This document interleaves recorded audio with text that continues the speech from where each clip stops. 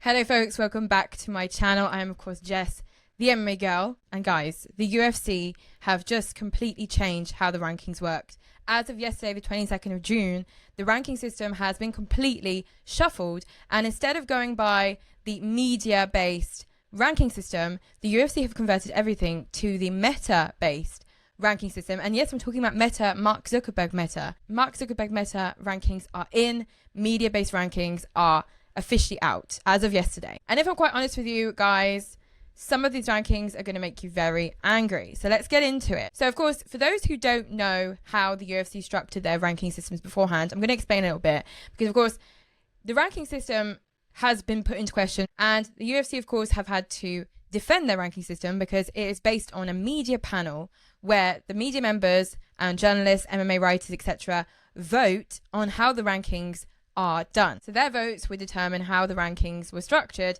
and that was it. We had to deal with how they were voting. We don't know if there was any bias or not. Of course, we hope there wasn't, but that kind of explains sometimes why we were questioning some of the decisions the ranking systems were having, because some people were ranked. For example, Colby Covington was ranked in the welterweight division for so long. He is now officially retired, of course, from MMA and the UFC, but he was ranked for so long, having not fought since 2024. So it wasn't a logical system that was put in place, and there was a lot of probably some bias, probably some people hoping that Colby Covington, like other fighters who were ranked that shouldn't have been, would come back, but that's not how the ranking system should have functioned. So this is kind of a good part of the news, because obviously there is more AI-based rankings now, but is that going to be pleasing the fans? Because of course there has been a huge shake-up. Even Dana White has been openly unhappy with how the ranking systems have been working. So recently, of course, when questioned about why a certain fighter is ranked the way he is, Dana White puts his hands up and said, listen, you know, I don't control that, and even I have issues with sometimes how they rank different fighters, but at that point, at that time, he couldn't do anything about it. But of course, they were working on something in the background with, of course, Mark Zuckerberg's Meta system, of course, using AI to better structure the way the UFC rankings are made. So now they're calling it the Meta UFC Rankings, announced yesterday by Dana White. And of course, this is going to make things very much more fair for the fighters. But of course, those who have moved around in the rankings due to this change, some may be very happy. I've seen a lot of Instagram posts from fighters saying, I'm officially third ranked, I'm officially ranked in top 10, I'm officially this. But of course, a lot of fighters also that have been dethroned and chucked out of the top 10 or top 15 of each division, and that's obviously ruffled a few feathers. Now the difference here is this is an algorithm, so it's a mathematical system. This is not opinion based, this is AI based mathematical system, so it's supposed to be a lot more comprehensive and a lot more representative of the actual ways the UFC fighters should be ranked. No opinions, no popularity, no votes, just pure AI ranking. And let me quote Dana White, because of course he was able to say a little bit about the ranking system. So let me quote Dana. He said, I'm very unhappy, and I've been unhappy with the rankings and always believed there had to be a better way. And so, of course, Zuckerberg himself, who has worked with the UFC with their Meta Apex, he was very excited to get on board with this new system, working together to make something that's fairer and more representative for the fighter. Zuckerberg has said, and I quote, that he's very excited to build and structure a new system that analyzes fighter performances at a much deeper level. So yes, guys, this is real. This is actually happening. And this is very new, and I'm very excited myself with how this is going to rank fighters from the future, of course. But initially, of course, there's a lot of things that maybe some of you fans, myself as a fan, may find a little confusing or unfair.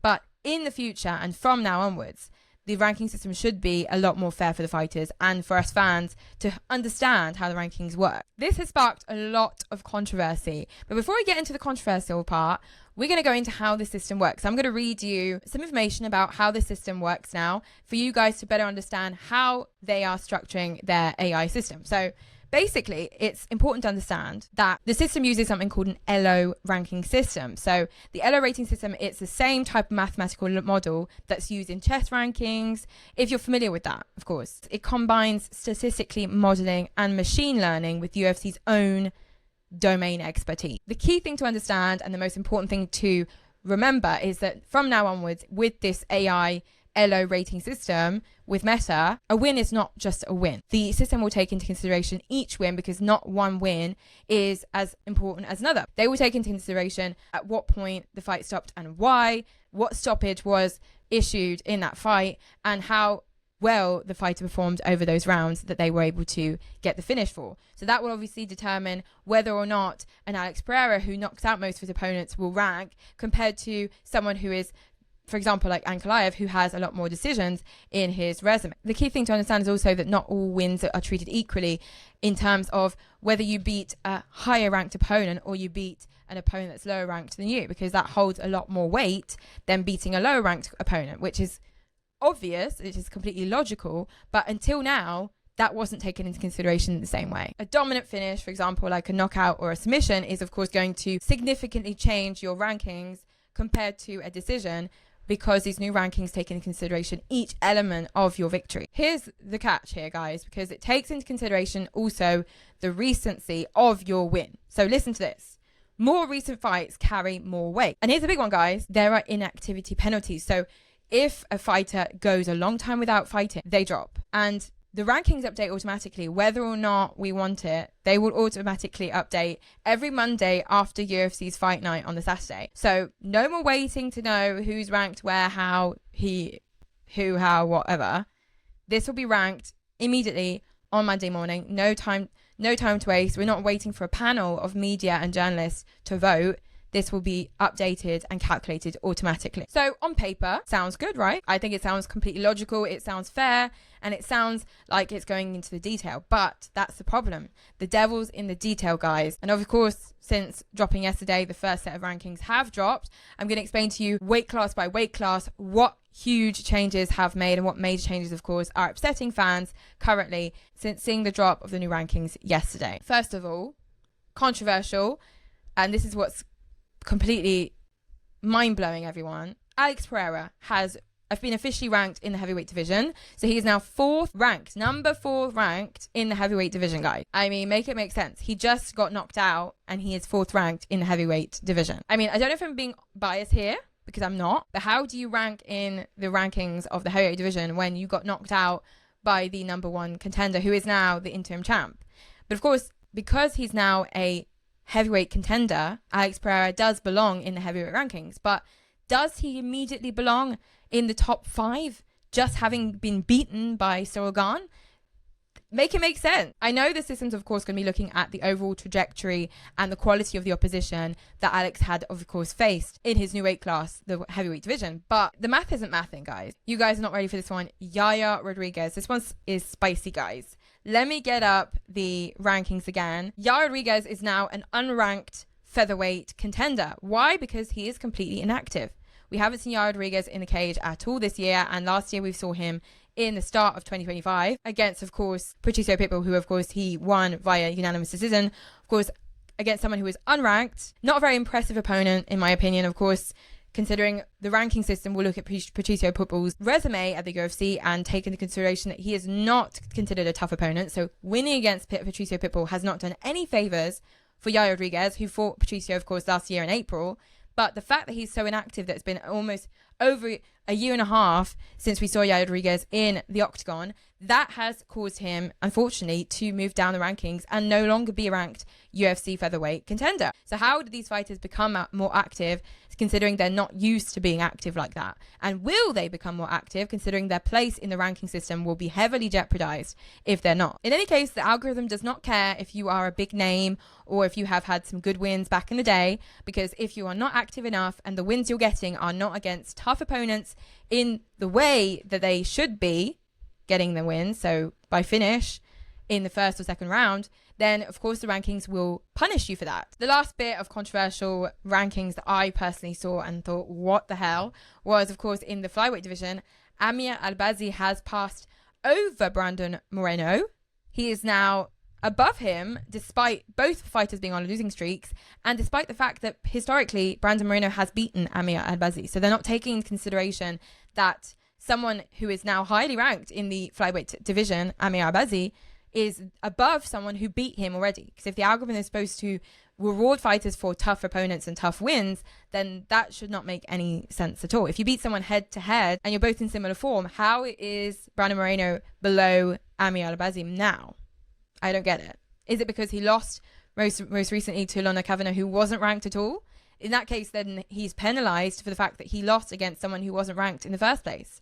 But that means that a lot of these fighters should be more penalized then. The new system has officially put Paddy Pimblett back where he belongs, according to most fans, of course, because he was moved up in the ranking system, even not having fought at all back last year. That was supposedly explained by the fact that Dustin Poirier retired, so he was removed from the lightweight rankings. And of course, Islam Makhachev abandoned his belt and vacated the lightweight title to move up to welterweight. So he was obviously removed as well from the lightweight rankings. But Paddy Pimblett had a significant push last year before his fight against Justin Gaethje in January of this year. But that was not explained at all by the UFC, appropriately enough for the fans to sit well with the decision to put him as number 5th ranked. So now, instead of being number 6th ranked, he is now number 9th ranked, and the number 6th ranked lightweight contender, because the number 1 to 5 has not moved at all. You've got Ilia Topuria as number 1 contender, of course. Now Justin Gaethje is the champ. 2nd ranked is Arman Tsarukyan, of course. 3rd ranked Charles Oliveira. 4th ranked Max Holloway.